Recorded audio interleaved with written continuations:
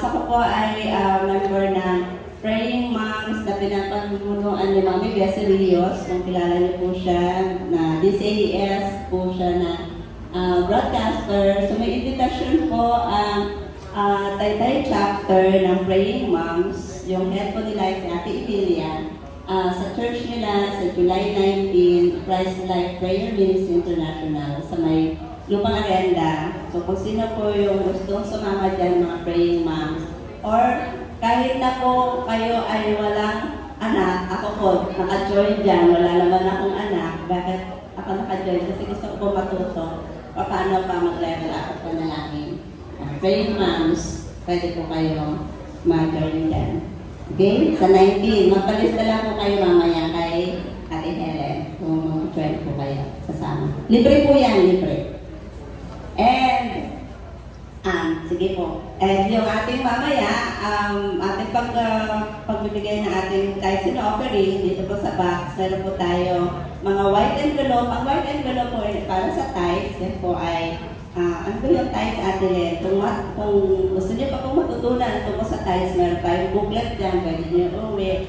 Basta magpumirma lang po kayo kung sinamahan ng booklet dyan. Okay? So, mamaya po gagawin natin ang ating pagkakaloob.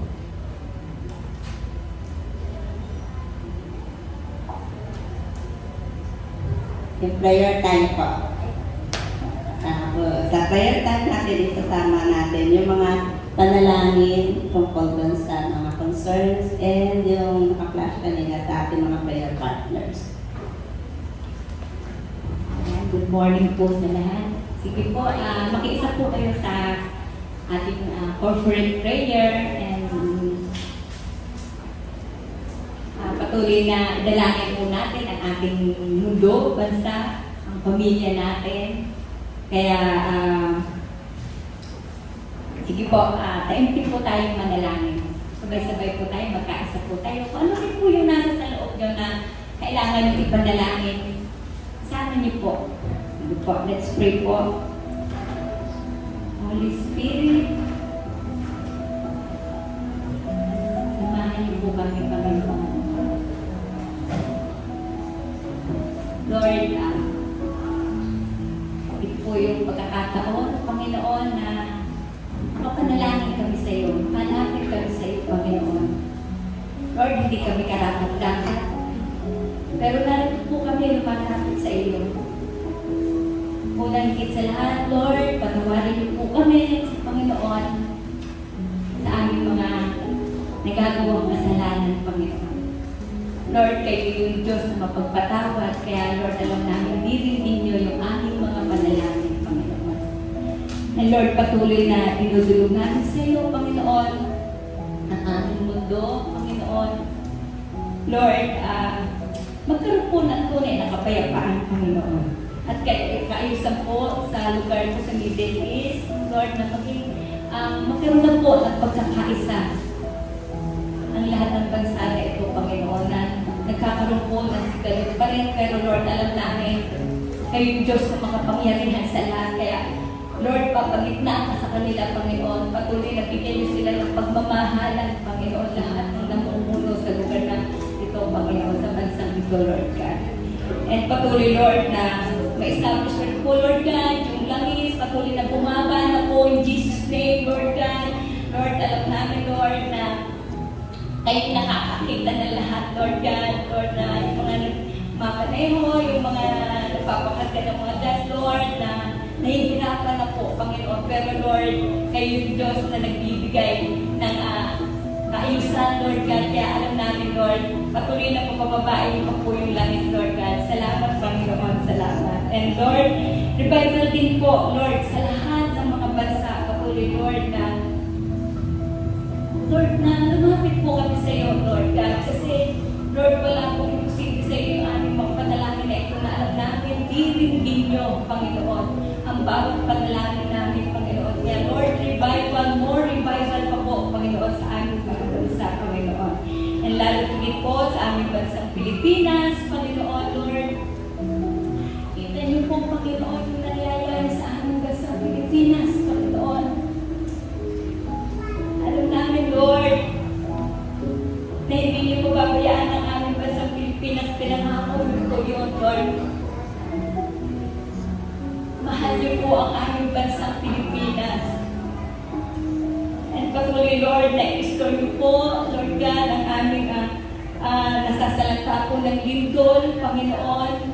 Patuloy na ingatan niyo po, bigyan niyo po ng yung mga nagtumutulong po, Panginoon, na tumutulong po sa mga nasalanta, Lord, covering and protection niyo po sila, Panginoon. And Lord, patuloy na covering din po, Lord God, sa lahat po, Panginoon, na nagbibiyahe, Lord God, patuloy na covering niyo po yung mga nag-work, Lord God. Kayo po yung patuloy na mag-ingat sa kanila, Panginoon. Lahat, Lord, nagtatrabaho sa bansang Pilipinas, lahat may work, Lord, kaya sa inyo po namin lahat kinilalapit, Panginoon. And patuloy, Lord, na bigyan niyo po kami ng wisdom, Lord. Wisdom po para po sa aming mga namumuno. Mula po sa pinakamataas hanggang sa pinakamababang may mga katungkulan, Panginoon, Lord God. Lord, patuloy na bigyan niyo po sila ng pagkakaisa. Bigyan niyo po yung patuloy na pagmamahal at pagkakasunduan po sa kanila pong mga nasasakupan na lugar, Lord God. Kung ano man yung bayan o lugar na mayroon nasasakupan ng mga pinuno na ito, Lord. Pangunahan niyo po sila, Lord God. Panatilihin niyo po yung love nila sa kanila pong mga mamamayan, Panginoon. Lalo din po ang aming namumuno, Panginoon, ang aming pinuno ng bansa, ang aming presidente, Panginoon, Lord. Ingatan niyo po siya, Lord God. Patuloy na yung overall protection niyo po, Lord God. Pagbigyan niyo po siya ng wisdom, Panginoon. Yung katapatan po na patuloy makapaglingkod sa inyo ng tapat, Panginoon, at makapaglingkod po ng tapat sa bansang Pilipinas. Lord, salamat po. Salamat po sa iyong kabutihan, Panginoon.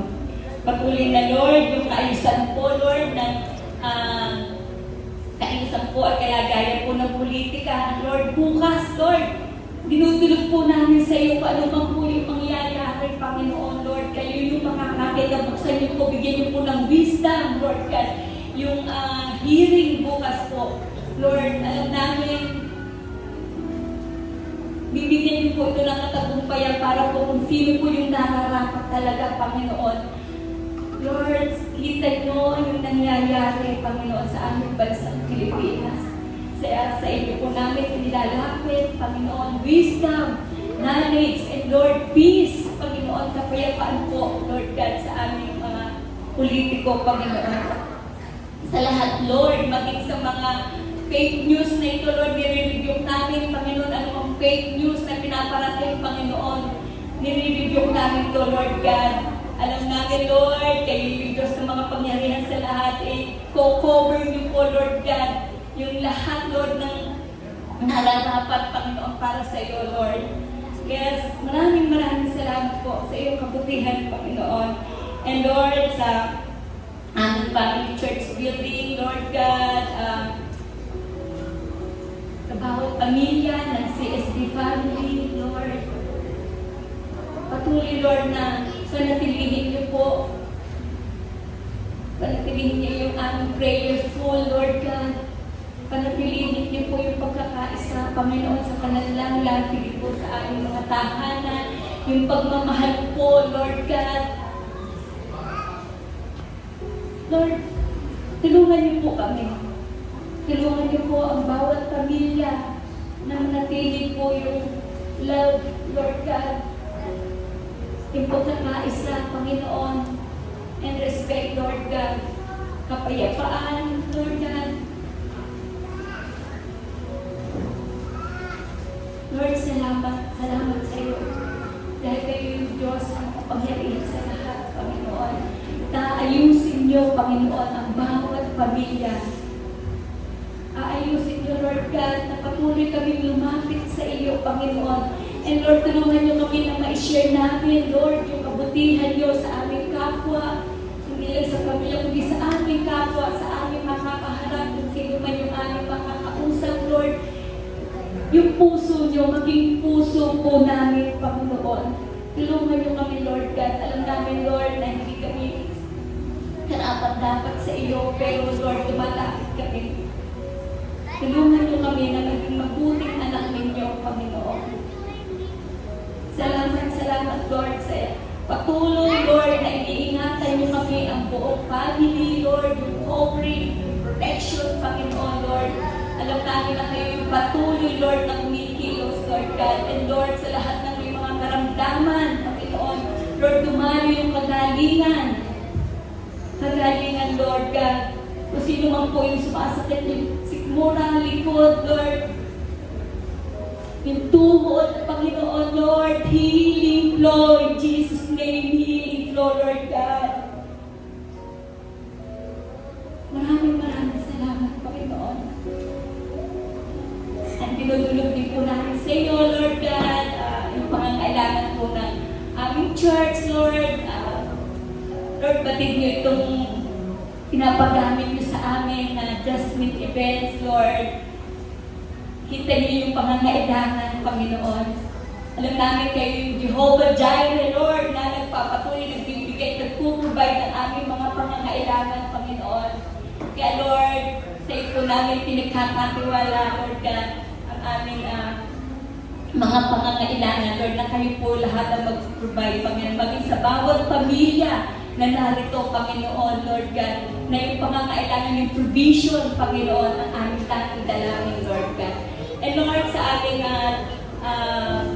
church Sobles International, Panginoon, Lord, yung aming mga pastor, patuloy na ingatan niyo po sila, cover yung protection po sa kanila, at patuloy na kayo po mag-bless sa aming mga pastor, Panginoon, lahat nilid po ang aming pastor, si Pastor Hiram, Panginoon, and at kanyang buong pamilya, Lord God, na kayo yung patuloy na kumilos sa buhay nila. And maging ang aming pastor, Lord, si Pastor Jay, Lord, salamat po sa buhay bilang tatay natin dito sa church. Salamat po sa patuloy na, Lord, na binibigay mo sa kanila, Lord God, na pagmamahal, Panginoon. And patuloy, Lord, na dalangin din po namin, Lord God, yung pong pangangailangan po ng aming Church Sobles main, Lord God, yung pong building, Lord, provision po, Panginoon, para po sa kanilang pagpapagawa, Panginoon, and Lord, do it din po sa amin, Lord, na kami din, magkaroon din na sariling church building, Panginoon, Lord, yung kayo po yung aming Diyos na nagbibigay lahat ng Panginoon, kayo yung Diyos na hindi nagkukulang, Panginoon, kaya sa iyo po namin itinataas ang lahat, Lord God. Favor, Lord, na maganda yung lugar, Lord God, Lord, sabi niyo nga po, sabihin na namin lahat na gusto namin sabihin sa iyo, ng pangangailangan namin, Lord. Yung lugar, Lord, na alam namin, Lord, na ibibigay niyo yung tama para po sa aming church building, Lord God. Lord, maraming salamat po sa iyong kabutihan, muli, Panginoon, sa iyong katapatan, Lord, sa iyong pagmamahal, Panginoon. Patuloy na inilalapit po namin sa iyo lahat ng aming mga panalangin, Panginoon. And salamat po, Lord, sa mga nandito lahat, Lord God, Lord, na patuloy na kikiisa sa amin sa pananalangin. Maraming salamat po, Panginoon. And sa iyo lamang po namin pinagkakatiwala ang aming mga panalangin, Panginoon, dahil kayo yung Diyos na buhay, magpakailanman. Kaya salamat sa iyong kabutihan sa pangalan na inang na si Jesus. Amen and amen. Thank you, Lord. Thank you, Jesus.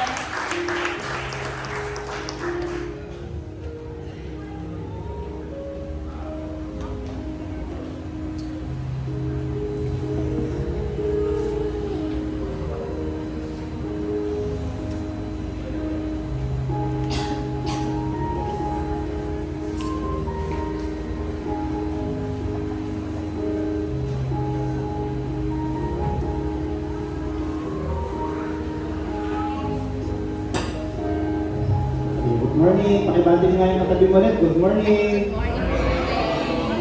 Mapakanya nga din ang Panginoon kasi napakabuti na. So, muli, mula sa Church Sobles tayo, welcome po yung ating mga panauwi, mga kamag-anak po ni Ate Nicole, para pangato natin. Muli natin makasama ang pamilya Ibale. Namiss po namin kayo, mga Ibale sisters. Naramdaman ko, tanda ko na yun, nakita ko na nagdalaga na, kasi dati mga Sunday schooler lang sila. Ito mga ano na, tinanong ko nga yung mga kasamahan natin naramdaman nyo, nakita yung mga dalagitan na, tanda ko na po. Yeah, so welcome po, alam ko, bumiyahe pa kayo galing Bicol, at yung iba naman, alam ko, mga narating bayan. At welcome din po sa mga kamag-anak ni Kuya Aaron, hindi ko yung magulang. Kasi nga, bukod sa Sunday celebration, syempre, meron din tayong isang okasyon pa na i-celebrate later on. No, double celebration, yun po yung dedication ni Aaron Daniel, yung panganay ni Ate Nicole, yan, at birthday din yan. Yan, birthday din yan. Happy birthday pala. Yan ha. So, kanina nagmano si Aaron Daniel. Birthday ngayon, pinapaalala ko lang, birthday niya ngayon, ha? So lahat ng, nakita ko maraming pumipisil-pisil birthday niya ngayon. Birthday niya. Nicole, lalagyan ko pa ng halaga bawat pisil? Okay na ba yung 50 kada pisil? Maliit ba? Magkano po, Ate Lena? 500? Lagyan na isang zero. Parang nakalimang pisil ako, may 2.5 na agad yun. Anyway, ganun po, napakabuti ng Panginoon. Sige. So, later on, mamaya na after ng mensahe, kung po tayo magkakaroon ng communion, okay. Pero sa ngayon,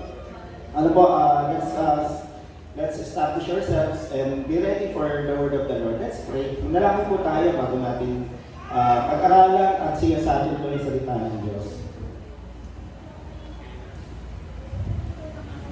Abba, Father. Thank you po. Thank you po, Triune God, Father, Son, Holy Spirit. Salamat po, Ama, Lord God. Kayo po ay nag-establish at naglagay sa amin sa isang pamilya, Lord God. Maging yung inyong anak na si Jesus, pinaparito niyo po siya sa isang pamilya as if to emphasize the importance of family. And salamat, Panginoon Jesus, for honoring families by performing the first miracle in a wedding. Yan, pinakahalagahan niyo po yung pamilya na nagsisimula sa pag-isang dibdib. At salamat din ng Espiritu sa pagpapala at paggabay niyo sa bawat pamilya. Yan. Kaya po iniingatan niyo po at pinagbubukod-bukod niyo sila, Lord, yung panahon po nila Pablo at ng mga disciples na sila po ay nag-evangelize na. Kaya we ask, Father, Son, Holy Spirit, be with us as we celebrate the Lord's Day, Lord, and as we meditate on your word. Buksan niyo po yung isipan namin, Banal na Espiritu, paano po namin patatatagin ang aming pamilya. Buksan niyo po yung aming isipan, pero huwag lamang po manatili sa aming isipan, kundi dumali sa aming puso at magkaroon ng pagbabago sa aming kilos. Help us, Lord, establish revival in our homes na magsisimula po by establishing a household of faith sa aming kalagitnaan. Yun po aming panalangin sa pangalan ni Jesus at lahat ay magsabi na Amen. Amen. Sige, pakaraman natin ang Panginoon. So, paalala niyo, Ate Helen, baka ma-carried away ang makalimutan ko na communion. Ano? May time kasi nakalimutan ko, may communion pala. Yeah, baka ma-carried away din na. Sige. Anyway, so, masaya naman sabihin. Masaya ka ba ngayong umagang ito? Tingnan mo ngayon katabi mo kung masaya. Sabihin mo, huwag kang sisimangot. Kasi naniniwala po tayo na ang nakasimangot, nagpa-practice kung pumunta yan doon sa impyerno. Kasi doon, wala nakangiti doon. Ano? Kaya tignan mo rin ka katabi, biglang umiti yung katabi. Nagpa-practice kayo mapunta sa langit. Sa langit kasi lahat nakangiti.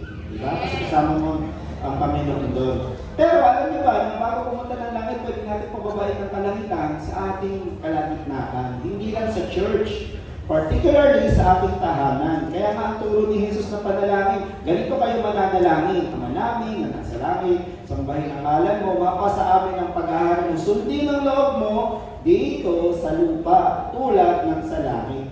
No? Ang bahay ba natin nasa lupa? So, pwede natin i-declare, Lord, yung kaganapan dyan, gawin niyo po dito sa aming tahanan. At yun yung ating longings dito sa Church of Restaytay, that God revive every home, that God revive every family. Alam niyo naman po yung kinatatakutan nitong mga panahon na ito. Last week, hindi natapos po yung takot dahil sa shooting sa Tacloban kasi may mga gumagaya na. No, kaya kanina sabi ko kay Ate Helen, isama niyo sa prayer niyo po yung shooting kasi may mga nagpa-prank na. Yung iba prank pinicheck nila. Pero yung iba talagang banta. Di ba sa may isang eskwela na wala mo ng klase kasi may nag-PM yata ng babae na estudyante na mamamaril daw siya. No, at dito sa may Quezon City, so pumunta na sa Maynila. No, pumunta na sa Maynila. Kaya hindi po biro yan. Kaya ipanalangin natin. Pero, no, ang daming balita di ba? Ang balita, sino ba may kasalanan, ano ba yung nag-contribute, no, nag-ano sa Senado, kung ano na yung gagawin, bababaan ba yung HO, accountability. Di ba, ito yung mga naging balita last week. Yan. Di ba ang tanong, dapat ba bababaan pa? Bala kaya nila gawing 11 o 10 Imagine ninyo, 10 itukulong na. Ang hirap po nun pag isinama yun sa mga kriminal na mga matitigas na yung kalooban. Baka lalo sila mahubog sa buhay na marahas. So ito yung mga tanong, ito yung pinagdedebatihan. At ang magandang tanong kasi dito, sa tingin ko, bilang isang pastor sa church, ano kaya yung pwedeng gawin? No, gaya natin, ang kontrolado po namin ano yung pwedeng maitulong ng church para maiiwas na yung mga kabataan na maulit yun. So, rather than finding blame, no? Paghahanap ng sisi, mas maganda siguro isipin natin, ano kaya yung pwede kong mai-contribute para maiwasan yun. At alam niyo po, ang mai-contribute po natin ay ayusin yung ating mga pamilya. May lumabas na rin na, na report na yung isa sa mga shooters daw ay galing sa isang dysfunctional na family. No? May sigawan, may paluan, no? And study shows, no, na apektado ang bata talaga sa kaganapan sa kanilang tahanan. Okay? Kaya ang tanong dito lagi, sino ba yung mga nagdi-disciple ng mga bata natin ngayon? Diba? Sa panahon natin, ito na yung mga nagtuturo sa mga bata. Either Facebook, yung mga rin, alam niyo ba, na yung mga nananakit sa sarili nila, kasi may mga bata minsan na dumadaan sa, sabi nila, depressed daw sila, dahil hindi pinapakinggan ng mga magulang, meron silang grupo. At doon sila nagpapayuhan, alam mo, para matanggal yung kabigatan ng kalooban mo, ganito gawin mo, itago mo yung ano. Sa Facebook, meron silang chat group. Yan, so nagtuturo sila. Pati yung paraan ng pananakit sa sarili. Yan. O kaya YouTube. No, yan, sa social media, pwede rin YouTube, pwede rin AI, tatanong sa AI, ano yung dapat gawin. No? Tignan niyo yung yung 14 years old, di ba? Sinabi sa kanya, hala, makukulong tayo. Hindi. Sabi sa batas kasi, alam niyo yung batas. Paano niya nalaman? I-research niya. No? At ito pa yung isang nag-disciple ng ating mga kabataan, mga bata, TikTok. No? Kinikwento ko yung karanasan ko nung ako yung papunta rito, paluwas dito, isang biyernes ng hapon, may Bible study si Pastor. Mababa ng jeep, sa tapat ko, may nanay at may anak na siguro mga 10 taon, may karga-karga siyang bata, kapatid, no, baby, sanggol. So, ang tansya ko mga 7 buwan, So, makita nila, aligagayang bata. So, ginagawa nila, binibigyan nila ng chupon, no, yung pacifier, dede, ayaw niya. So, aligaga, hindi pinapailan ko, baka mainit. So, nung hindi nila mapatahan, kinuha niya yung cellphone niya, siguro may pinindot na tapos hinarap na ganito kalapit, Yung bata, ganito yung tsura, maduling-duling, Tumahimik yung bata. No? So yun daw yung bagong yaya sa kabatong pacifier ng panahon natin. Ano po? Gadget. So pagbaba, dahil nakita ko parang naduling yung bata dahil titig ang lapit. Pagbaba, sabi ko sa nanay, sabay kaming bumaba sa tiklik. Sabi ko, ate ka, nay, ilang taon na po yung baby? Ay, ano lang po ito, tayo. Puti kasi buhok Buti na lang puti buhok ko, no? Kasi kung di puti buhok, baka sabi, ano pakailan nyo? Baka ginanon ako. So may advantage pala yung puti yung buhok. So mabalik tayo. Ay, ano po ito? 6 months. 6 months o 7 months. Wala, nay, lalabo po yung madalang anak nyo. Kung gano'n. Hindi ko na lang nasabi na, nay, masasanay po yan na sa gadget na para tumahan. So yun, para mapapahimik. At may mga bata po na magugulat ka, ang dami nang alam, napapanood sa TikTok. At meron pang mga balita na nasaktan kasi may mga TikTok challenges. Alam niyo yun, di ba? Meron na mahanap, may namatay, kasi may mga challenges na mapanganib. No? Tapos dagdagan mo pa nung napapanood sa TV. Okay? Napapanood sa Netflix. Napapanood sa cable. So ang daming humuhubog ng buhay ng ating mga bata, ng ating mga kabataan ngayon. Kaya magandang tanong dito, sino ba talaga dapat ang humuhubog sa kanila? Yan, sino yung nagsasanay at nagtuturo sa kanila ng tamang asal? Sino ba yung nagsasanay sa kanila para magturo kung paano mahalin ng Diyos? Sino ba dapat ang nagsasanay sa kanila para sumunod sa Diyos at magkaroon ng banal na takot? No? Ito yung maganda Ang isip ng mga magulang, gusto natin umayos din sa church, bahala si father o si pastor. Okay? Kung Catholic, bahala yung katikista. Pagka Christian, bahala si Sunday school teacher. Yan. Bahala si Ate Len, hindi ka po sa church. Bahala si Ate Len, bahala si Ate Jonah. Yan. Okay? Yun po Pero alam niyo po ba na bago dalhin sa church ang isang bata, meron na yung natutunan sa bahay. Okay? Gaya nung ating i-dedicate ngayon, 1-year-old yan. Alam ko bago siya nag-1-year-old, meron na siyang nakita sa magulang niya. Okay? May nakita na siya sa magulang niya, may nakita na siya sa paligid niya na nakaprograma na sa kanyang memorya. Na hindi niya pa maintindihan, pero nakita niya. Okay?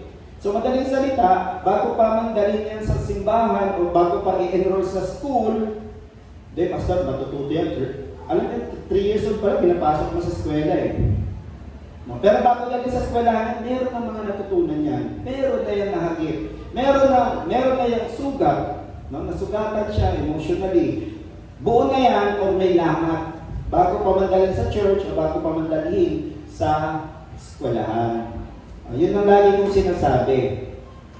At ano yung napakahalaga? So since sa bahay pala, isang magandang hamon dito ay magtatag tayo ng isang tahanan na kung saan may pananampalataya. Yan. So pag-usapan natin how to build a household of faith. Paano ba maitatag yan? Balikan natin yung lumang tipan, Deuteronomy chapter 6. No, Deuteronomy chapter 6 verse 1 to 9 tayo. Sige nga, maganda, no? Since marami tayo ngayon, basahin natin. Pero pag binabasa, nagsisiki, no? Basahin natin. 1, 2, 3, go! These are commands, decrees, and laws the Lord your God directed me to teach you to observe in the land that you are crossing the Jordan to possess, so that you, your children, and their children after them may fear the Lord your God as long as you live, by keeping all His decrees and commands that I give you, so that you may enjoy long life. Okay, and that, hear, O Israel, and be careful to obey, so that it may go well with you, and that you may increase greatly in a land flowing with milk and honey, just as the Lord, the God of your fathers, promised you. Verse 4, hear, O Israel, the Lord our God, the Lord is one. Love the Lord your God with all your heart, all your soul, and all your strength. These commandments that I give you today are to be upon your hearts. Anong gagawin natin? Impress them on your children. Talk about them when you sit at home, and when you walk along the road, when you lie down, when you get up. Tie them as symbols on your hands, and bind them on your foreheads. Write them on your doorframes of your houses and on your gates. Very good po. Palakpakan natin ang bawat isa. Lord, salamat po. Napakinggan namin, nabasa yung salita. Pagpalain niyo pa po kami as we reflect on your word. Wala pong masasayang sa aming mga maririnig, Lord God. Bawat maririnig namin, maging binhi or seeds sa aming puso, Lord God, sa mga magulang at sa mga magiging magulang balang araw. Yan po aming panalangin sa pangalan ni Jesus. Amen. Amen. So dalhin na yan. Sige, matuturuan yan ng good manners pag yan ipinasok na sa eskwela. Pero alam niyo po ba, unfair yan Bakit? Kasi sa loob ng isang linggo, 168 hours tayo, mas maraming panahon ng bata sa bahay. Alam niyo po ba yun? Pagdali na natin yan. No? So dito po may Sunday school tayo. Palagay nyo ng 1 oras, 2 oras. What is 2 hours versus 166 hours? Okay? So ibig sabihin, mas majority ng kahit yung nag-aaral, palagay nyo ng kalahatiin nyo to kasi nasa eskwela ng mga ilang oras. Pero marami pa rin panahon yan na nasa tahanan. Kaya napakahalaga na simula sa tahanan lahat ng pagsasanay, lahat ng pagtuturo, lahat ng pagbibigay halimbawa, napakahalaga magsimula sa tahanan. Sabihin mo nga, sa tahanan. It all starts in our homes. Last week, sinare ko po, kailangan magkaroon ng revival sa tahanan. Ano yung revival? Lahat ng mag-alam ulit yung puso para sa Panginoon. No, kasi pag ang tahanan po ay na-revive at nandoon ng Panginoon, ayan, meron siyang paglago. No? Tapos yung tahanan nagiging kanlungan or refuge. At yung tahanan din, nagkakaroon ng kapayapaan at pagmamahalan. Yan yun. So pag ito nangyari, we can start to build a household of faith. At ngayon, na-dedicate nga tayo. Pero nagpapasimula pa lang ng kanilang pamilya, si Nicole at si Aaron. No? May sa supling. At yung iba sa atin, alam ko, may mga pamilya na. At yung iba sa atin, balang araw, balak magpamilya. Hindi na ako papataas ng kamay, no? Kung sinong walang balak mag-asawa. Kasi natural desire yan. Bakit parang may nagtawanan? Sinabi ko yun. Alam niyo ba ano may pag-aaral ngayon? Hindi ko lang na-download siya eh. Sa POPCOM, Population Commission, ng UP. Mas kumukonti na yung involved sa premarital sex kasi abala sa paghahanap buhay. Kaso late ng mag-asawa. O kung mag-asawa man, ayaw ng mag-anak o isa lang ang anak. Pansinin niyo po, mamasyal ka sa mall, meron dala-dala yan na carrier, pero pag sinilip mo, hindi baby ang laman. Aso, di ba? Iba, pagkamalakas na sa loob, pusa. Mas gusto pa nila mag-alaga ng pet. No? Kaya nga yung mga pet ngayon, dati yan ang bantay ng bahay, ngayon sila binabantayan na. No? Kakatip ng CCTV. Kasi mall sa SM dito sa Taytay, nagulat ako. Yung dating infant section, hinati na. Na siya, pet section na. Di ba? Dati isang eskaparate, ngayon isang section na. Ando din yung mga pagkain, may damit. Ano pa, meron siyang bahay. No, mas mahal pa yung bahay nila sa upa namin. 7,000 yung upa na ng bahay ito Mga ganon. No? Pero babalik tayo dito sa mga balak na magpamilya. Or kung may pamilya tayo, ang panawagan ko dito, gawin natin sentro si Jesus para tayo may growth, refuge, peace, and love.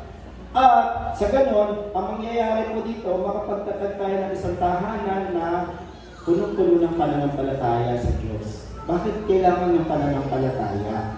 Sabi po sa Hebrews chapter 11, King James Version, ang pananampalataya raw ay substance. Everyone say substance. Substance ng mga bagay na paparating pa lang. So meron ka pang pinapanalangin, wala pa yan, di ba? Pinapanalangin mo, kanina dami natin pinanalangin. Ang substance pala na kailangan doon ay pananampalataya o faith. Kaya isang tahanan po, alam ko maraming mga panalangin na ilalapit kay Lord. Lord, umayos po yung anak namin. Lord, mapag-aral po namin. Lord, sana po maging doktor siya, maging abogado, no?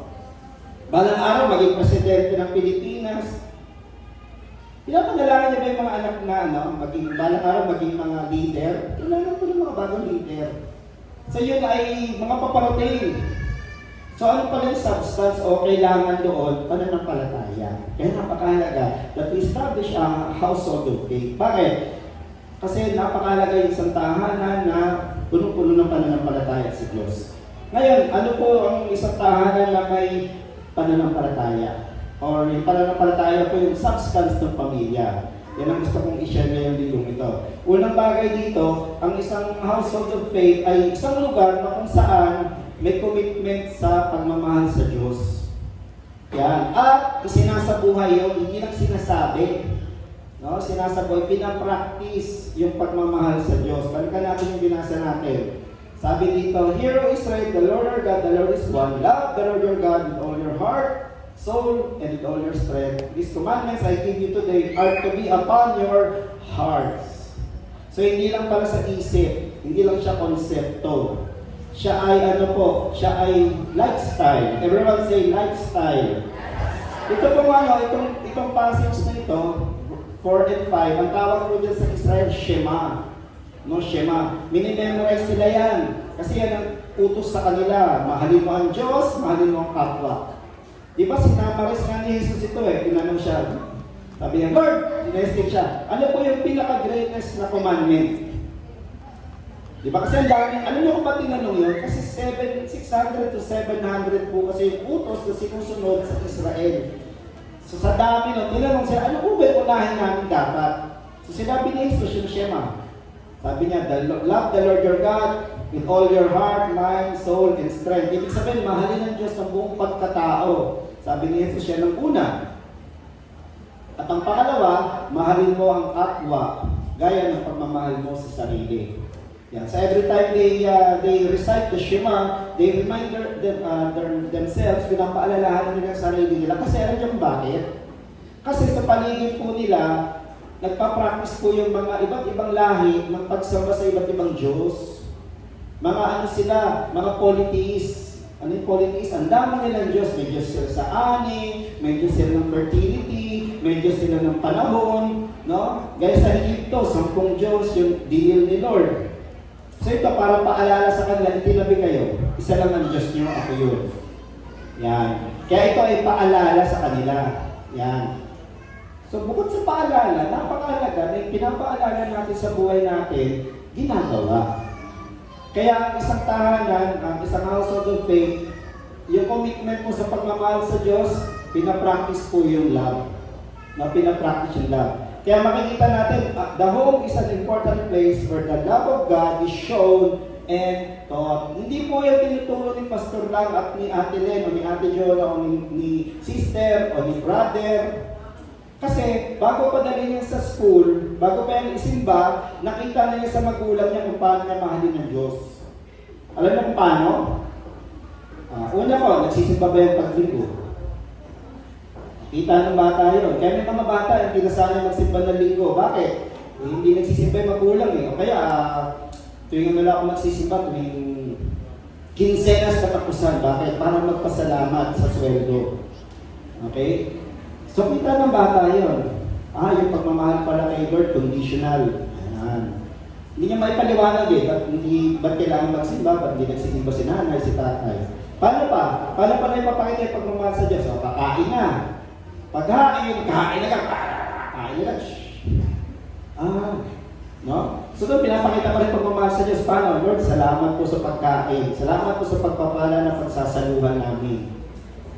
So hindi natin alam, yung mga ginagawa natin sa tahanan po, pagtuturo na pala ng pagmamahal sa Diyos. Pagtuturo na pala ng pagbibigay takot sa Diyos. O, di ba? Di ba may commercial? Sino nakanood ng commercial ng BBP? Di ba? Yung sa mata ng bata, ang mali magiging tama. Naalala niyo yun? Yung kumat siya ng nag-counterflow siya, tapos para gumano pa siya sa anak niya. Nakagalan yung anak niya gano'n. Okay. Tapos meron naman, nakapila, sumingit yung isa, binulyawan pa, so nakatingin yung anak niya gano'n.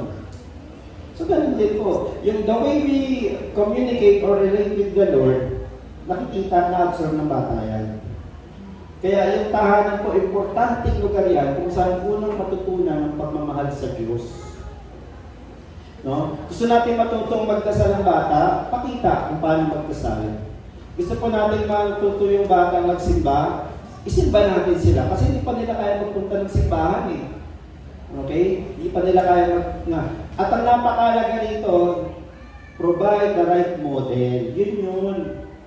No? Magbigay tayo ng tamang modelo na susundan nila. Kasi mga bata, po yan, very impressionable. Dito lang, 2 weeks ago lang, may nag-videohan ng misis ko. Kitang-kita po namin, sa yung pong cute na batang babae, anak po yan ni Ate Jackie at Kuya Mac. Pagkatapos po mag-service, naglilipit kami. So meron kami kabataan, meron kaming Sunday school student dito. Siyempre, 10 years old. Alam niyo naman, mapaglaro pa. Siya, nag-duckwalk dito. So yung anak nila, Kuya Mac at Jackie, hindi mo na nag-alala. Dumaan lang Maya-maya, gumanon na rin siya, sumunod na rin. Binilangan namin, nung nireview namin yung video, 1, 2, 3, ginaya agad, 3 seconds. It took 3 seconds for a 2-year-old kid to imitate yung ginawa ng ate niya. Ate niya kasi mas matanda sa kanya, 10 years old na eh. No? Kaya yung mga bata po, yan.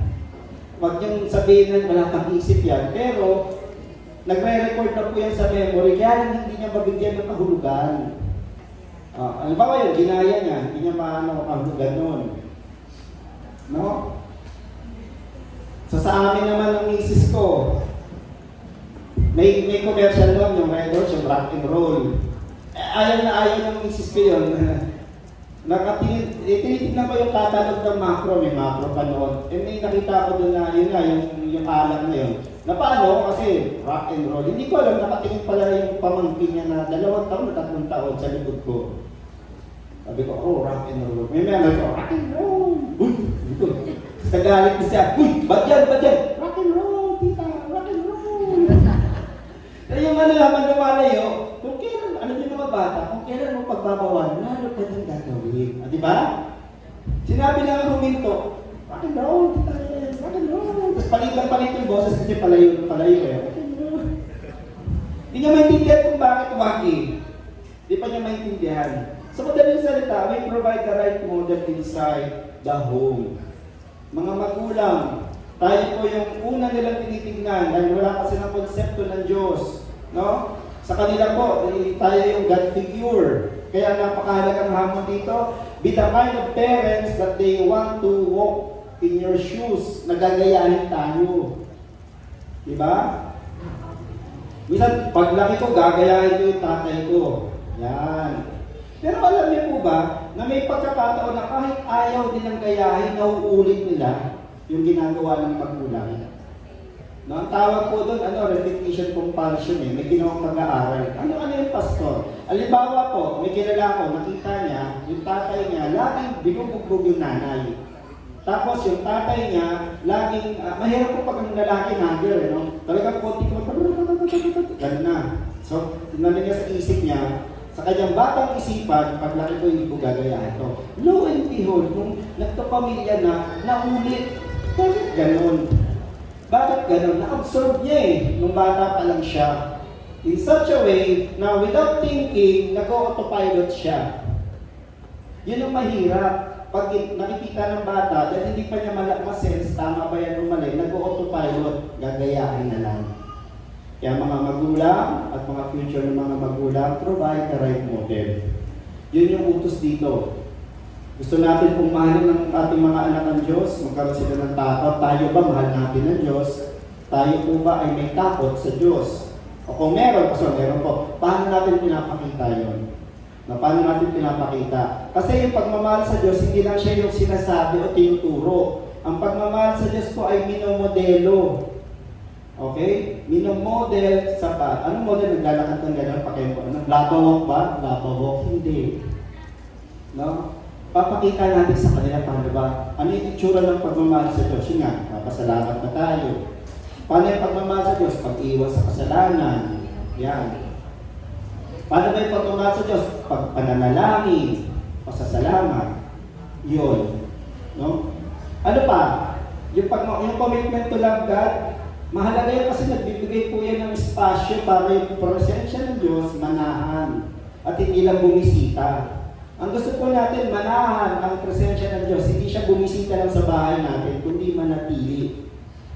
Bakit siya mananatili kung walang pagmamahal sa Kanya? Diba?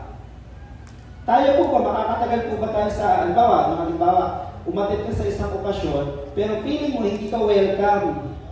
Ang hirap po nun ang hirap po nun. So, ganun din po ang Diyos. Ba't ako mag-stay? Hindi naman ako welcome dyan. Ba't ako mag-stay? Hindi naman ako mahal dyan. Diba? At alam niyo po, napakahalaga po ang presensya ng Diyos. Kasi kung nasa ang presensya ng Diyos, kasama po ang kapangyarihan ng Diyos, kasama po yung pagpapala ng Diyos, kasama po yung pag-iingat ng Diyos. Kaya nga, we go for God's presence.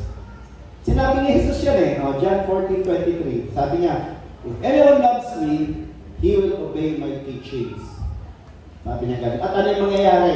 My Father will love him and we will come to him and make our home with him. Mananahan po sila pag mahal natin sila. No, yung triad God, Father, Son, Holy Spirit. Kaya kung gusto natin mag-establish ng household of faith, siya po ay lugar kung saan kita yung commitment sa pagmamahal sa Diyos. Kaya ang magandang tanong po dito ay, paano po natin maimomodelo kaya yung commitment ng pagmamahal natin sa Diyos sa tahanan? Paano ito mapakita? Okay? Paano kaya? Paano natin gagawin yun? No? Kasi yun lamang po yung mahahagip ng mga anak sa tahanan. Yan. Sige, palakpakan po natin si Lord yan. Pangalawang bagay dito, ang isang household of faith ay lugar na kung saan ang salita ng Diyos at utos niya, pinarangalan, pinahalagahan at ginagawa. So, paano natin pararangalan at pahalagahan? Gagawin.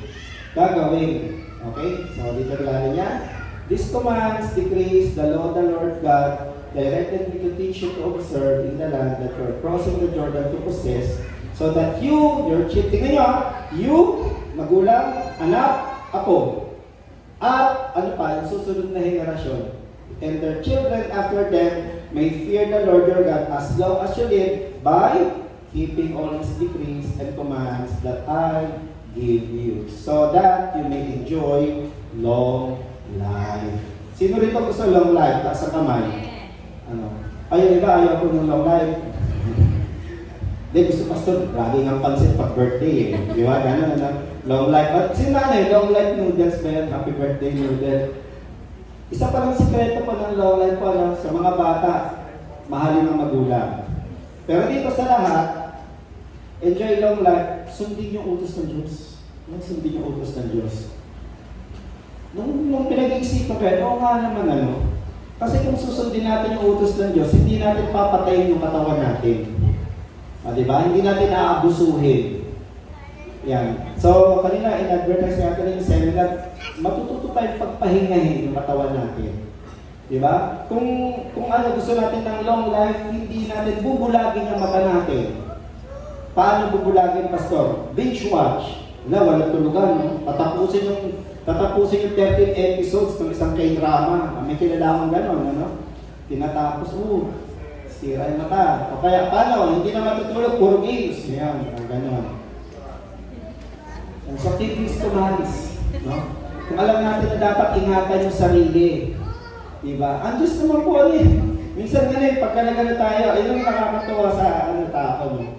Minsan, pag nagkasakit, hindi, binibigay ng Diyos na para subukan ako. Pero pag tinanong nyo, kaya pala nagkasakit, grabing magpuyat, grabing maglasing, no? grabing humataw ng matatabang pagkain, no? Grabe, no? Araw-araw, all you can, no? Hindi, all you can na araw-araw, mapera, no? Grabe pala magpuyat. Tapos, nang bumaba yung dugo, nanghihina. Hindi, pagsubok na Diyos ko, sinusubukan lang niya ako. Nasisi pa. So, ang punto po nito is, yun nga, tuto tayo, no? Nasundin. Pahalagaan natin yung utos niya. Ang mahalaga po dito, motivation. Ano ba yung dahilan natin para sumunod? Ano ba yung dahilan natin para sumunod sa Diyos? Ano yung motivasyon? At yun po yung susi para po sundin at pahalagahan yung salita ng Diyos. Sabi sa Psalms, tignan niyo yung sinabi ng Psalmist, how sweet are your words to my taste. So, di ba? Hindi tayo kakain mapait. No? Hindi tayo kakain mapait. Sweeter than honey to my mouth. I gain understanding from your precepts, yung utos, therefore I hate every wrong path. Your word is a lamp to my feet and a light for my path. Yung salita po ninyo, ilaw yan sa dadaanan ko. No? Sino nasubukan po yung bigla nag-brown out sa bahay, gabi, ang tilim, wala kang makita, tapos hanapin mo yung kandila, nagpapilok ka, natapakan yung buntot ng pusa, no? Kasi walang makita eh. Sabi dito, ang salita daw ng Diyos ay ilaw sa daraanan. Ilaw sa daraanan. So, kaya dito ang motivasyon, susundin ko yan para hindi ako maligaw. Kailangan may ilaw. No, may ilaw. Naalala ko nung minsan, pupunta kami Pangasinan, nag-night trip po, nag-drive yung bayaw ko, mag-convoy kami. May lugar na sinusunod yung Waze, alam niyo yung Waze, minsan waste of time eh. Dinala kami sa isang lugar na ang dilim. So, tinanong. Pagdating doon, dead end pala, bukid na. Bakit? Kasi walang makita na marker. Kaya napakalaga po na may ilaw yung dadaanan para lang natin kung nasa tamang direksyon pa rin tayo. Yan. So, ano yung motivasyon? At napakalaga po, ang motivasyon natin talaga, yung salita ng Diyos po, iniingatan tayo niyan. God's word, if you will just obey it will protect us. At pananatilihin tayong ligtas. Ligtas. Sabi mo, ligtas. Okay, hindi tayo mauutas. Kasi pananatilihin tayo ligtas. Sabi, andar pa tayo, tingnan nyo, Psalm 119, 9-11. Nagtanong yung sumulat, how can a man keep his way pure? Paano manatiling maayos yung aming hakbang? By living according to your word. Yan. So yun pala yung susi. No? Pagka sinusunod natin yung sinabi ng Diyos, may ingatan tayo na huwag magkasala. Kaya lang, minsan no? sa Pilipinas, nakalagay no parking, pero marami nakaparada. Nakalagay, bawal magtapon ng basura, doon maraming basura. No, nakalagay, bawal umihi dito, doon ihi ng ihi. Tapos no loading, unloading, doon papara ng sasakyan. Ayan, doon bababa. We treat law as suggestion. Bawal tumawid, may namatay ka dito, doon pa rin tatawid. Naglagay na nga, meron na nga nakalagay ng sigarilyo, di ba sigarilyo? Naglagay na doon ng nung mga nakakadirik na itsura, mga lumuwang mata, naputol na paa, pero mabenta pa din. Kasi we treat the commands or law as suggestion. Pero dito sabi niya, by living according to your word, mapapanatili ko dalisay. Malayo sa kasalanan. Yung kung Di ba kayo nababahala na ang tindi ng nakawan sa gobyerno? Huwag na yung malay-maleta kasi di pa napatunayan yun eh. Pero isa na napatunayan yung mga ghost project. Di ba? Kung ano lamang po sana, natuto lang sana sila sa salita ng Diyos na ang Diyos ang magpo-provide ng kailangan mo. Huwag kang magmadaling yumaman. Kasi kaya ganun yun, nagmamadaling yumaman eh. Diba? Kaya ng Diyos ikaw pagpalain kahit hindi ka gumagawa ng hindi mabuti. Kasi sila nag-shortcut eh. So marami tayong pwedeng matutunan. Bakit? Kasi ang salita po ng Diyos, effective at useful. Everyone say effective. Epektibo po siya at kapaki-pakinabang sa mabuting gawa. Sabi dito sa Timothy, 2 Timothy, all scripture, basahin nga natin na sabay-sabay. 1, 2, go! All scripture is God-breathed and is useful for teaching, rebuking, correcting, and training in righteousness, so that the man of God may be thoroughly equipped for every good work. So, ibig sabihin po yung Bible, o yung Bible app ninyo, kasi bira na nagdadala ng physical. Meron pa ba kayong physical Bible sa bahay? O, so alam niyo yung Bible na yan, may library na kayo sa bahay eh. No, kung Catholic Bible yan, 72 ang libro mo. Kung ikaw naman ay Christian Bible ang dala-dala mo, meron kang 60 plus na libro. Okay? So, ibig sabihin may library na tayo sa bahay pag may Biblia. At ito yung kanyang gamit. Pagtuturo. Pagtuturo sa pagiging magulang. Ano pa? Pagtutuwid. Correcting. Rebuking. Pagpapaalala. Pagtawag ng pansin. Rebuking. And training. Pagsasanay.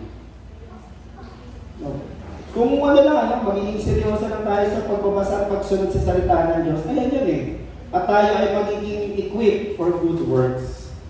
For good works. Kaya kinikwento ko dito, may bisita dati ang church po na preacher, pero nagtatrabaho din siya. Nagtataka yung mga kasama niya, hindi naman siya graduate, pero nag-college siya, pero nagpo-promote siya. Kasi may mga suggestion siya sa kanyang trabaho na nakikita ng boss, alam niyo saan niya kinuha yan? Sa salita ng Diyos. Pinag-pray niya, tapos nakuha niya. And may istorya nga daw na may isang, nakalimutan ko yung pangalan nun eh. Nabasa niya yung Bible, makita niya si Moses. Sino ang kilala kay Moses? Yan, alam niyo kung saan nakatira? Moses, Yung Moses po, yung pinaanod sa sa ilog dahil papatay yung mga bata. Itong isang ito, nagtaano siya, nabasa niya yun, para wag mabasa yung pinaglagyan kay Moses, ano yung nilagay? Tar. So, ano yung tar? Residue yun ng langis. So, sabi, so yung lugar na yun, may langis. So, nag-drill po sila. At totoo nga, nakahukay sila ng langis. Saan niya nakuha yung makita niya? Binigyan siya ng gusto nila, maghukay kami, langis dyan. So useful po siya. At ang Bible po hindi yan kagaya ng mga libro-libro lang na fiction. Ang Bible po, totoong tao, totoong pangyayari po yan. Nasa history book yan. Sila po yung mga may world history na estudyante, taas ang kamay. May world history pa ba kayo? Wala na. Hindi na tinutuloy. Iba-iba na. World history. Yung mga karakter sa Bible, tinuturo sa history yan. Nandiyan si Nebuchadnezzar, no? Nandiyan si Cyrus the Great, nandiyan si Darius, no? ng Middle Persian Empire, nandiyan din yung, nandiyan po, no? So, yung mga karakter po dyan, totoo silang nabuhay. Si Pontius Pilate, totoo yan. Si Caesar, Augusto Caesar, totoo yan. Okay? Pati yung mga lugar, no? Damascus, doon, Syria, Lebanon. Kaya ano po ang Bible, hindi po yan fiction. And very effective siya. No? Very effective. Kaya may tanong dito, paano kaya natin mapagpapatuloy na sundin ang salita ng Diyos sa mundo na hindi ito sinusunod o hindi binabalewala lang ito? Na tayo nakakaalam. Okay, Wayne, alam nyo na. So, challenge ngayon, paano magsisimulang sundin ang salita ng Diyos? In such a way na hindi natin siya i-ignore at i-violate. Yan. So, pangalawa po, no, ang Household of Faith ay lugar na kung saan pinapahalagahan, ginagawa ang salita ng Diyos, ina-apply. Yan. Okay, panghuli po. Yan, panghuli na. Sabi mo, panghuli na. Kaya kakain na tayo. Ayan, ano po ito? 1 to 10, nasa 3 pa lang tayo. 2, ganun. Then, malapit na po tayo matapos.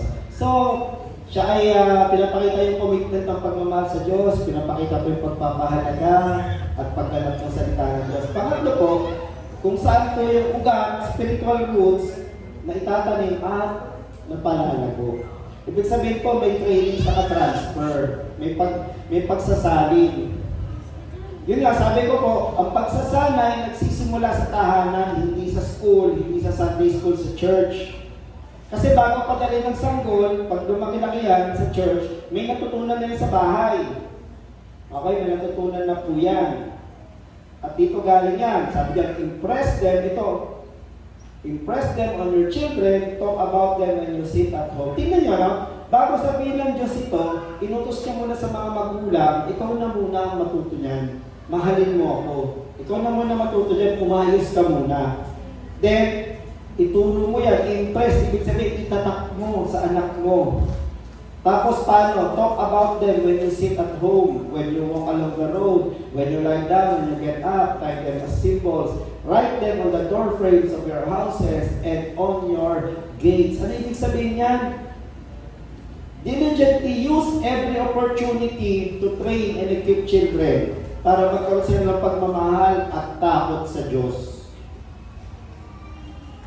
Ulitin ko base dito. Itinuturo ng Diyos dito na gamitin natin lahat ng pagkakataon. Sabi mo, lahat ng pagkakataon para turuan yung bata. Paano tuturuan? O, di nag-YouTube. Tayo po yung pumili ng papanuurin. Di ba may pinapakinggan? Tayo yung pumili ng pinapakinggan. Okay? Baka mamaya magulat tayo, 2 taon pa lang. Sumasayaw na ng giling. May kanta pa lang giling, ano? Yung giling-giling ba? Ano tayo na? Nakita ko lang, sila sa unang hirit eh. Sila yung pagtapat yata sa mga, mga sex bomb, no? Ng Showtime. So meron silang tapos yung sayaw nila, grabe. Dati, ako malalaman kita ni Pastor Obvious naman, no? Sabi, noong panahon na lumalaki ako, yung mga yun, mapapanood lang yun sa mga beer house. Ngayon, i-on mo na yung TV, makikita mo na yung ganong kilos. So, tayo yung pumili ng pakikinggan. Tayo yung pipili ng mapapanood nila. Marami naman pong materyales sa YouTube eh. Kung talagang hindi mapigilan, i-guide na lang. Na marami naman pwede mapanood sa Netflix, na pwede magturo ng magkabutihang asal. Tulungan natin sila. Matulungan natin sila.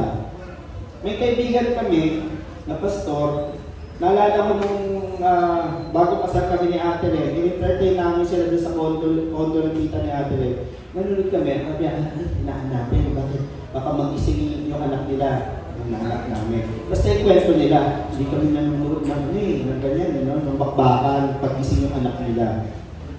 Hindi nila i-expose sa violence sa palabas. Kaya pag nanonood po sila tulog, tapos sinasilent nila, di ba yung may subtitle, DVD, sinasubtitle na, kayo hindi pala, pinapanood nila na yung Kasi ayaw nilang marinig ng anak nila. Kasi ma-absorb. Eh di ba, ano nga, may sinisisi, di ba, isang sinisisi po yung gore box. Ano yan? Mga nanonood ng balita. Yung mga violent video games. Kaya nga ang tanong, iba ba na ba itong mga ito? Pwede. No? Meron hindi ko alam kung na-forward po sa atin. Meron na po clip si Ate Len, Roblox, pinag-uhubad yung bata, dinala sa kwarto. Dinala sa kwarto. Yun talaga, na-capture yun. Nakahubad yung Kasi po, alam niyo po, ang mundo talaga, ang dami pong mga influensyang kaaway, maging mapagmasid at mapagbantay tayo.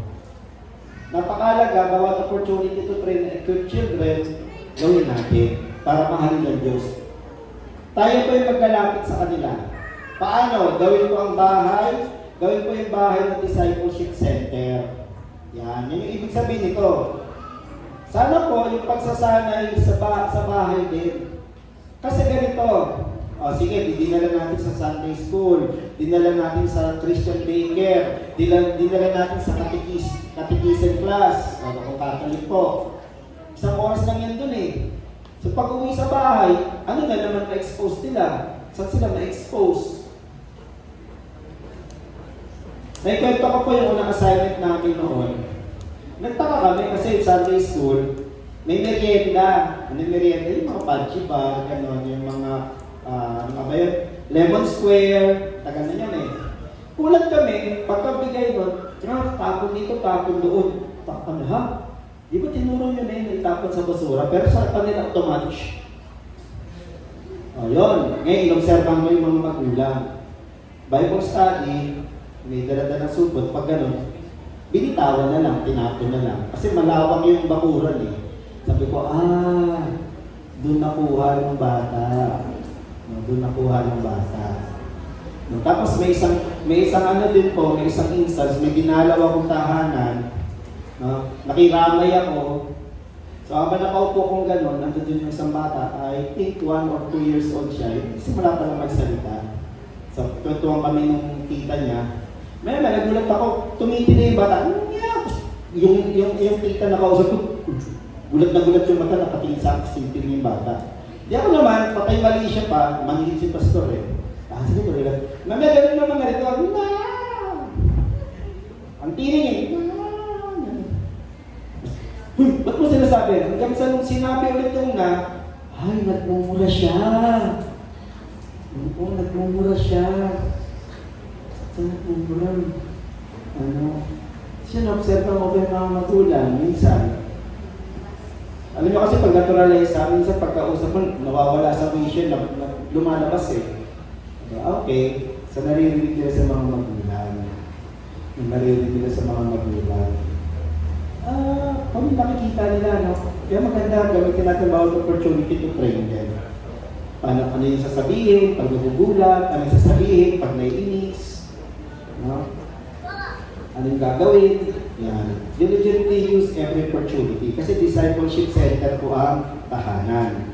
Kaya sabi po sa Ephesians, payo ni Pablo, mga tatay, huwag niyong bigyan ng sama ng loob, do not exasperate your children. Instead, bring them up in the training and instruction of the Lord. Bring them up in the training and instruction of the Lord. At sa Lucas, tignan nyo, si Jesus, after i-dedicate, mamaya may i-dedicate tayo, dalawa. No? I-dedicate natin yung pamangkin at yung tita. Ulit yung pamangkin at tita. So after po ng dedication, anong ginawa nila? When Mary and Joseph had done everything required by the law of the Lord, they returned to Galilee to their own town of Nazareth, and ito yung nangyari kay Jesus. The child grew and became strong. He was filled with wisdom, and the grace of God was upon him. Sa tahanan. Kaya pansin niya, nasanay si Jesus na pumupunta ng temple kasi sinasakot siya ng mga magulang niya. Di ba, edad niya, 12 nung nawala siya. Kasi dinadala siya gaya ng nakagawi ng kanyang magulang. Mahalaga po, no, sa tahanan po, pinapasa po yung values natin. Pinapasa natin yung ating moral values, pinapasa natin yung ating spiritual values. Mahalaga ba ang magsimba paglinggo? Pinapasa yan sa bata, sa tahanan. Mahalaga ba ang honesty? Pinapasa yan sa tahanan. Mahalaga ba ang magiging kalma? Pinapasa yan sa tahanan. Ano? Yung ano po, yung misis ko po, hindi po yung, narinig nyo ba sa atin magmura or ano? Miski yung mabigat na, hindi ano? Kasi nung pong namatay yung biyenan ko, isa sa na sinabi nila during eulogy, ayan si ate, panganay ko kasi yung biyenan ko, hindi yan marunong magmura. Kaya pala yung misis. Kaya pala kalma lang yung kalma po yan. Sabi gano'n, si ate, kahit nagalit yan, kalma pa rin. Kaya pala kalma yung misis ko pati yung magkakapatid. Kahit pinipilin ko na pa yung misis ko, hindi po pumapatol, ano? Kasi nakasanayan niya. Pati yung hipag po namin, in-observe ko paano nila i-correct yung mga anak nila. Napakahinahan. O di ba, kinwento ko sa inyo yung gano'n? Si Senison na lang na gano'n. Ano yun, Pastor Peace? Hindi. Ibig sabihin nun, bibilang ako ng 3, pag hindi mo yan hininto, lagot ka sa akin. Kaya lang sila, ang turo sa kanila, 2 agad. 2 agad. So alam mo pa, kita ko yung mga pamangkin niya, pag gumanan na yung nanay, bibihig na sila. Kasi alam nila, mag-strike 3 na. So tignan nyo, na-train na watch the hand signal. Matrain po na makita yung mata, pag tinitigan ng gano'n, di ba may kasabihan, makuha sa tingin. Yan, makuha sa tingin. Maging matrain po na wag sumunod sa pamanhiin. Di ba? Yung mga pamangkin ko po, ang cute nun, ngayon malalaki na sila, pag nagbubuhat sila ng baby, ay cute. Pero ako sa hindi po. Nagulat ako, sinabi ng pamangkin, hindi po. Na-pick up niya. Kasi nung bata yung pamangkin namin, alam nila na hindi kami naniniwala sa usog. Okay? At na-observan ko po yun, hindi naman po sa pagmamalaki, modesty aside, kita naman po nila yung mga pamangkin ko nung pupunta po dito, cute, nataba, nakita ng mga bata. Pero hindi minsan wala po sa kanila na usog kasi naniniwala sila na kami ay protektado ng Diyos.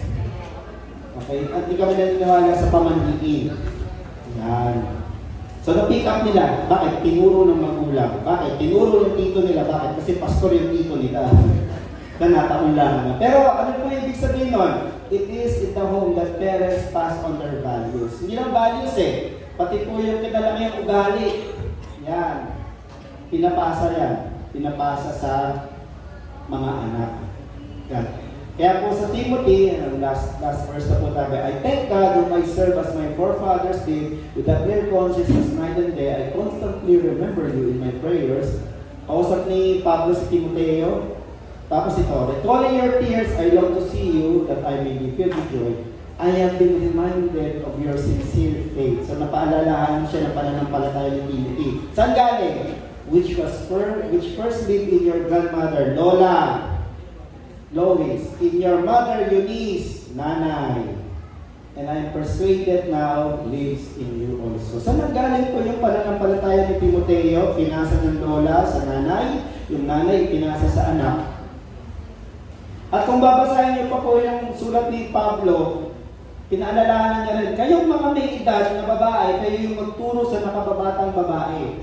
At kayong mga nakakatandang lalaki, turuan niyo rin yung mas nakakabata sa inyo. Mas nakababata. Bakit? Kasi we pass on values. Ingat po tayo kasi the higher ang tingin sa atin, lalo nilang ire-respeto kung ano yung tinuturo natin. Tatanggapin nila yung natotoo. Tatanggapin nila. Di ba ganon? Mas pag may posisyon, mas pinaniniwalaan natin. So kung ang posisyon natin magulang, paniniwalaan tayo agad. Okay? Kaya nga ako, pinapaalalahan lagi ako ng misis ko mag-ingat ka naman magbiro. Bakit? Naniniwala sa iyo yung mga member No? Opo. Ano ba yung pinaniwalaan sa akin? Mag-interview tayo. Ano ba? Ano nga ba? Nag-isip tuloy ako pang biro na So, may maingat po ako magbiro. Kasi baka sabi, wala sila. So, may pananagutan ako kay Lord. Yan. Sabi rito, ito D6, ano tawag yan? D6, Deuteronomy 6 movement. Sabi rito, if you want to change the next generation, yan, generation nila Aaron Daniel, maging yung mga, kung meron kayong mga elementary students pa, change the generation that is raising them. Isang dahilan po kaya nag-aral po ako ng family studies. Kasi yung unang assignment po namin, alam po, ang hinahandle namin pamilya. At yun ang susi para magkaroon ng maayos na mga leader balang araw. Kailangan turuan sila kung paano palakihin ng tama yung kanilang mga anak. Sayang nga lang po, hindi kami pinagpala ng anak. Pero kaya nag-aaral kami. Nag-aaral po kami. No? Ang kulang lang sa amin po yung hands-on. Pero yung mga pinapasa po namin ay base sa pag-aaral at study. Kaya yun yung para gusto po natin ang isang bayan na hindi po ninanakaw yung pondo. Baguhin po natin yung susunod na henerasyon, pero kailangan yung henerasyon na nag-aalaga ng mga susunod na henerasyon maayos. Kaya nga po, nag-invest po ako ng panahon sa premarital counseling. Bakit? Kasi gusto ko po maging maayos yung mga mag-aasawa. Maging maayos sila bilang mag-asawa, maging maayos sila bilang magulang balang araw. Kasi ang mga bata po, tagapakita lang yan ng simptomas na nangyayari sa kanilang magulang. Okay? So change the next generation that is raising up the future generation. Yun po yung ginagawa. No? Kaya nga po dito, yung mga kabataan namin na yung adults na pag nag-asawa, lagot sa akin pagka nakita ko hindi naging maayos na magulang. Meron na po kami nagtatang dito ng mga bata, ngayon po mga nagtatrabaho na, ganun na po kami katagal. And hopefully po, may mga na-pick up naman sila kahit pa paano, no? Para maging mabuting magulang sila, para yung mga anak nila maging mabuting magulang din balang araw, para maayos po yung ating bayan. Yun po yung pwedeng ambag natin. Yun po yung pwedeng ambag ng mga magulang. Kaya dito ang tanong, ano yung pwede natin gawin para po mapalago ang pananampalataya, pagmamahal at takot sa Diyos sa tahanan. Napakahalaga ng banal na takot. Naniniwala ako po na yung mga nangulimbat sa gobyerno, mahal po nila ang Diyos. Ano nawala, Pastor? Nawala yung takot nila sa Diyos. No? Kaya maganda po magkasama yan, mahal ang Diyos at takot sa Diyos. May banal na takot sa Diyos. Kaya yan po yung gusto ko ibahagi ngayong umaga na ito. Gusto natin mabago yung bayan, patatagin natin yung ating tahanan, yung ating pamilya. Na ang ugat niya, pananampalataya sa Diyos. Bakit? Kasi ang pananampalataya, yan po yung nagpapakita ng commitment, no? Sa pagmamahal sa Diyos, yung household of faith, commitment to love God is practice, God's word and commands are honored and valued, at yung pong ugat or spiritual roots na itatanim po at napapalago. Kaya ngayon gusto ko pong iwan na hamon sa atin ito. Ano po yung pumipigil sa atin para po makapagtatag ng isang tahanan na ang ugat pananampalataya? Ano po kaya? Hiya ba? Ano po kaya? Hindi natin alam ang gagawin? Kung di natin alam ang gagawin, makinig po tayo sa mga preaching. Yun po, ang isang puhunan. Okay?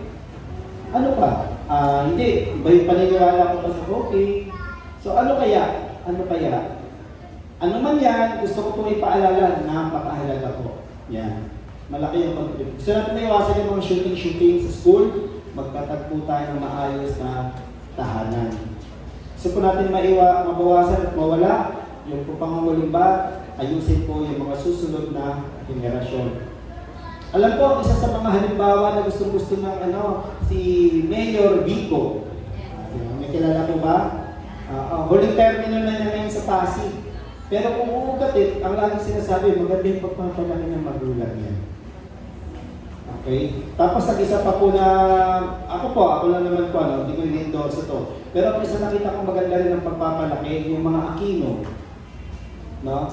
Nag-guest si Bindi nag-guest si Bindi, yung anak ni Chris. Pero very respectful. Kasi yun ang disiplina ng mga Aquino. No? Respectful. At wala tayong maibabatong kasi yun po yung value system. Kaya how do we establish a household of faith? Kasi mahalaga siya. Mahalaga. Amen? Sige, palakpakan po natin ang Panginoon. Ito yung hamon. Sige, tayo lahat at manalangin po tayo. Let's pray.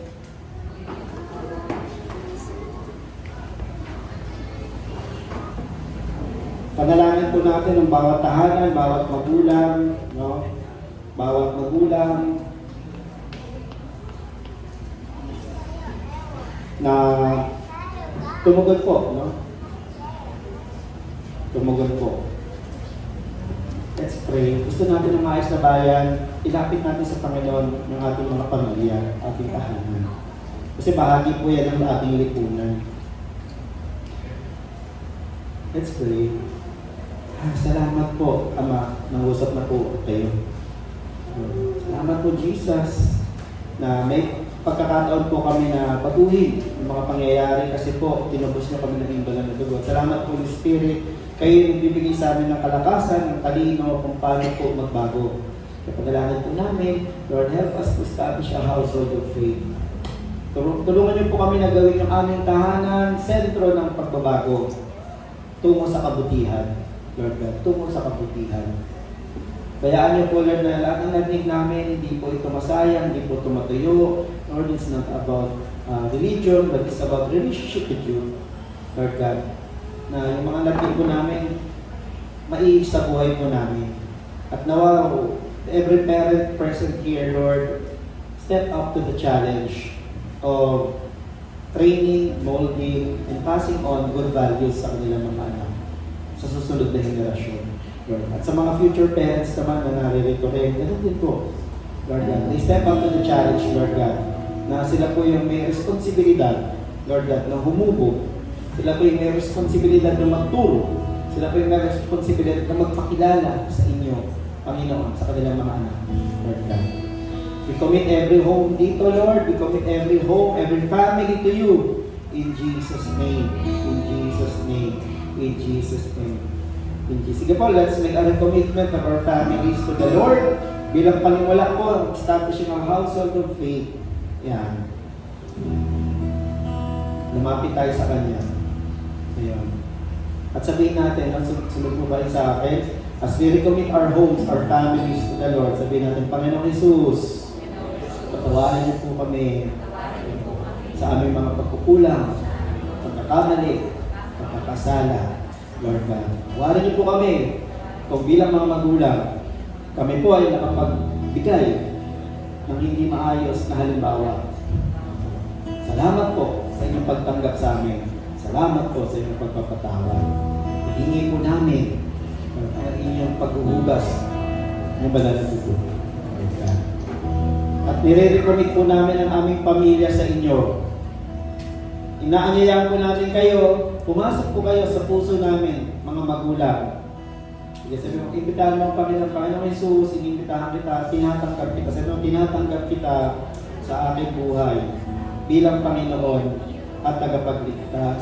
Pamunuan niyo na po ang aming pamilya. Pamunuan niyo na po ang aming pamilya. Banal na Espiritu, gabayan niyo po kami mula sa araw na ito. Amen. Amen. Amen. Sige, pagpalito po kayo, Lord.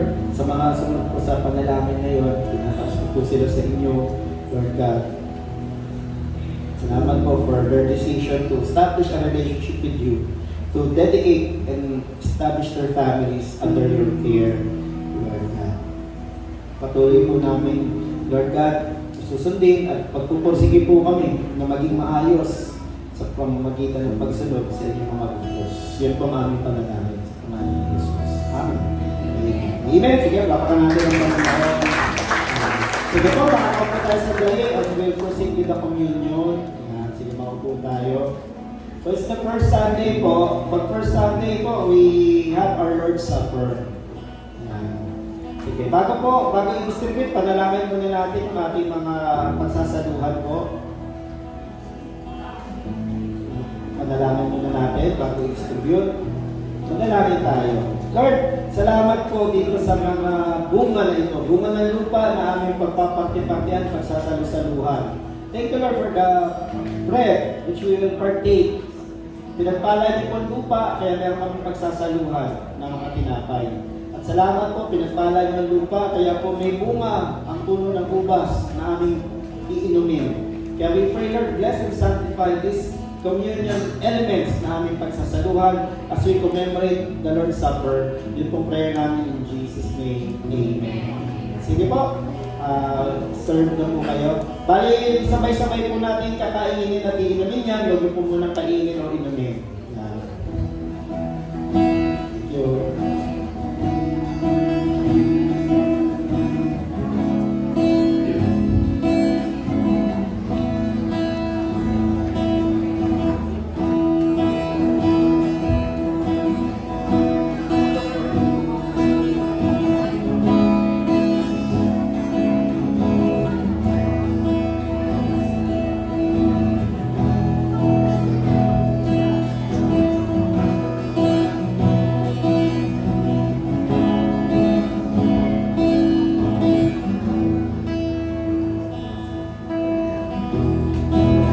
Bali, sabay-sabay po natin kakainin ang iinumin po ng communion. Paliwanag lang po dyan, ang gagawin po natin communion. In church po, bread ang ginagamit, hindi po yung ostya, dito po. At green juice, ano po sa Catholic po, ostya lang, kasi bali lang. Pero here, we practice communion, open communion po. So welcome po makibahagi kahit na hindi po kapamilya ng Church of Bless. Kaya kanina, pinapasok natin si Jesus sa ating puso. So ginagawa natin yan once a month kasi naniniwala tayo communion is an ordinance sa church. Hindi po yan sacrament. Ano yung kaibahan po ng sacrament sa ordinance? Ang sacrament po ginagawa yan para maligtas tayo. No? Ang ordinance, ano yung ginagawa yan? Para sumunod kay Jesus. Pastor, di ba kailangan pang trabaho yung kaligtasan? Hindi na po. Kasi niligtas na po tayo ni Jesus, bayad na po yung ating mga kasalanan. Ano na lang kailangan natin gawin? Tanggapin yung kaligtasan na yon at isabuhay yung kaligtasan na yon.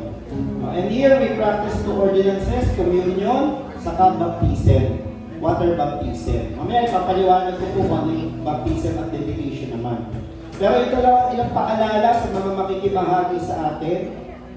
Sabi po dito, pinaalala ni Paul, no? Sabi niya rito, everyone ought to examine themselves before they eat the bread and drink from the cup. For those who eat and drink without discerning the body of Christ, eat and drink judgment on themselves. That is why many among you are weak and sick, and a number of you have fallen asleep. So, ibig sabihin, pag nakikibahagi pala tayo dito, dapat po una, tayo ay karapat-dapat. Pangalawa, dapat po, meron tayong pananampalataya. Pangatlo po, tayo ay sumusunod. No, sumusunod, may pagsunod sa Kanya. Okay? So, hindi lang po yan isang ritual, kundi yan po ay pagsunod sa Kanya. Sige po, tayo lahat as we prepare ourselves to partake of the Lord's Supper.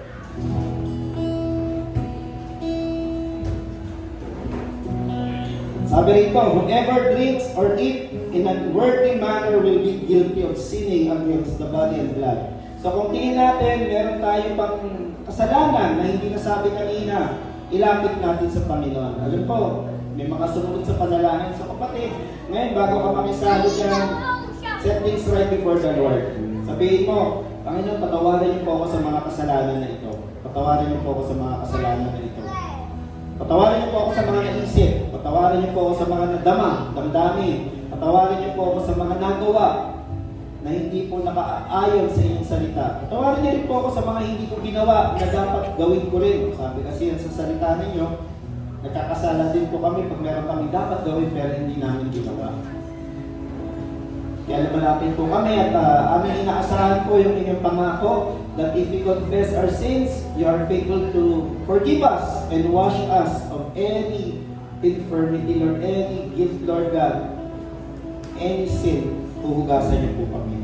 Ihanda niyo po kami para makibahagi sa banal na hapunan. Yun po aming panalangin sa pangalan ni Jesus. Amen. Sige po mga kapatid, bilang isang pamilya sa Panginoon, as one spiritual family, let's partake of the Lord's Supper. Yan. For I received from the Lord what I passed on to you. The night He was betrayed, the Lord Jesus took bread, and after giving thanks, broke it and said, "This is my body, which is for you. Do this in remembrance of me." And Panginoon Jesus, we take this bread to remember your body, Lord, yung katawan which was broken, your body which was wounded, your body which was pierced, para po kami magkaroon ng kabuuan. Sabi nga sa inyong salita, Lord, by your wounds, we are healed. At yun po yung hatid, Lord God, ito aming gagawin, paalala po na meron ng pagkabuo ang aming pagkatao. Because of what you did on the cross. Ito pong aming panalangin as we partake of this bread. We remember your suffering. We remember your sacrifice. Para po kami maging ganap at buo. Salamat po. Salamat. Sige po, kayo natin na tinapay.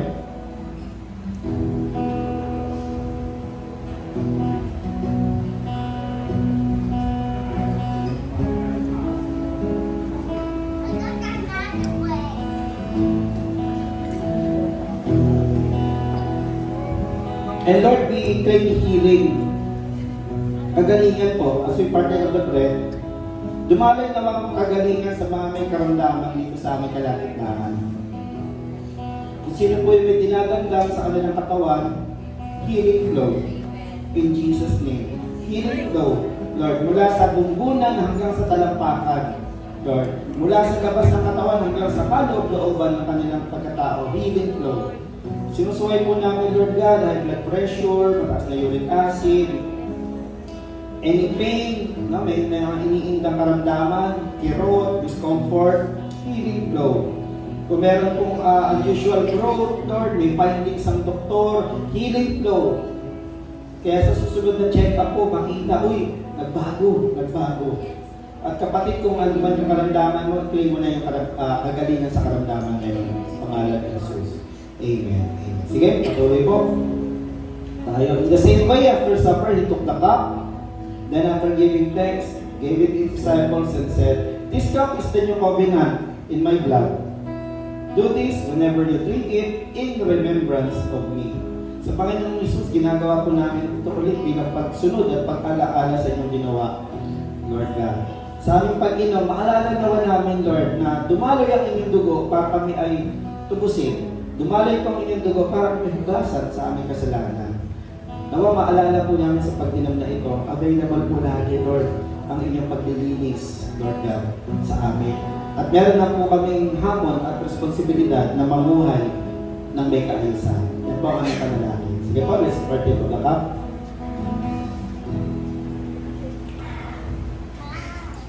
Sige, manalangin tayo. Panginoon, salamat po. Thank you, Jesus, for giving yourself on the cross. Thank you for your body and blood.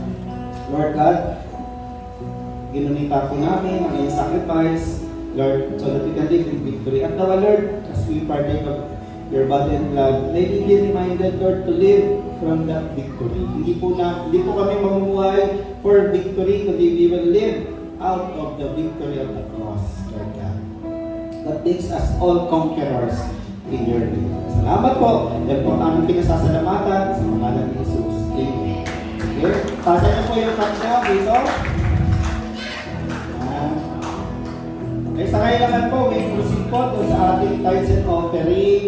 Again, yung kung tithes, ano may tithes, a 10 portion ng ating mga pagpapala. Offering naman po, kung ano po yung ilagay ng sa inyong puso.